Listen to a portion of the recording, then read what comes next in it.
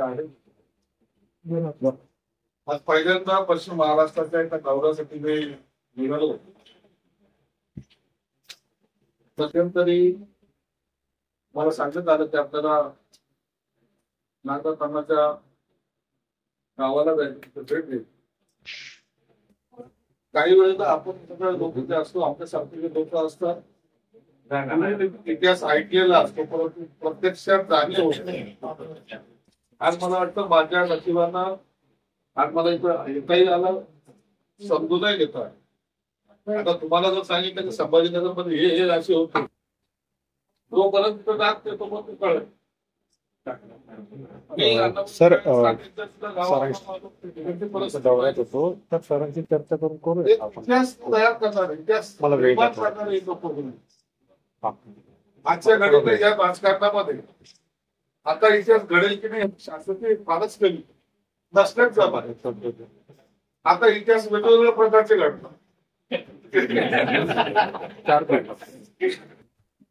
आम्ही पण इतिहास घडवला पण वेगळ्या प्रकारचे. आणि उद्या 4चा ऑर्डर होईल. त्या इतिहासाला एवढं, या इतिहासाला तेवढं महत्व नसतं. सत्ता परिवर्तन असेल किंवा भाषांतर असेल किंवा असे काही असेल, हे सगळंच खेळ जे आहे ते सत्तेचे.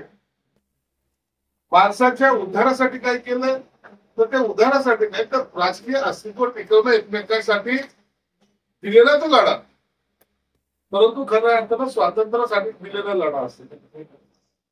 सुभाषचंद्र बोसचं नाव ऐकून होतो आम्ही.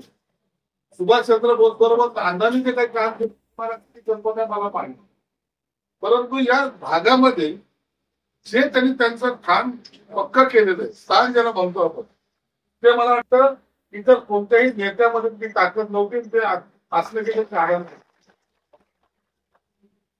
आयुष्यभर एक वेगळ्या तत्वाने जगणारा माणूस, वेगळे जे काही आपले जे काही विचार आहेत ते कसे ग्राउंड लेवलवर जातील, ग्राउंड लेवलचा माणूस माझ्याशी कसा आठवत राहील.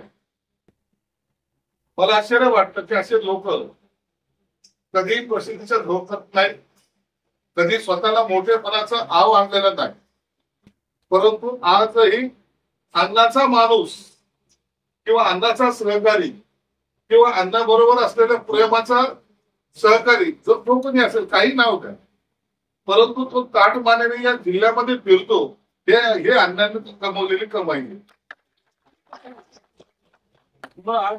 तुम्हाला सर्वांना भेटून एक वेगळा आनंद मलाही झालेला आहे. मला वाटतं हे सर्व आम्हाला शिकायला पाहिजे.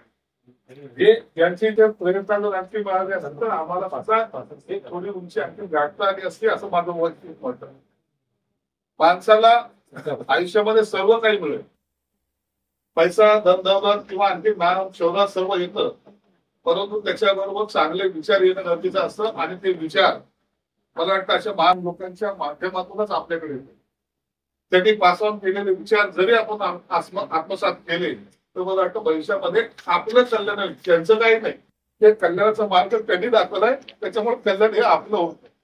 म्हणून आज एक वेगळ्या दुनियामध्ये, वेगळ्या जगामध्ये मला यायचा एक योग आहे. मला वाटतं यासाठी सर्वांचे मी मनापासून आभार मानतो. काही गडबडीत आहे थोडा, आणि तिकडे वाट पाहतात, आणखी 2-3 कार्यक्रम आहेत, परंतु मी एकच सांगेन, अण्णा निर्माण केलेला स्वर्ग आहे, जो त्यांनी केलेलं हे काम आहे.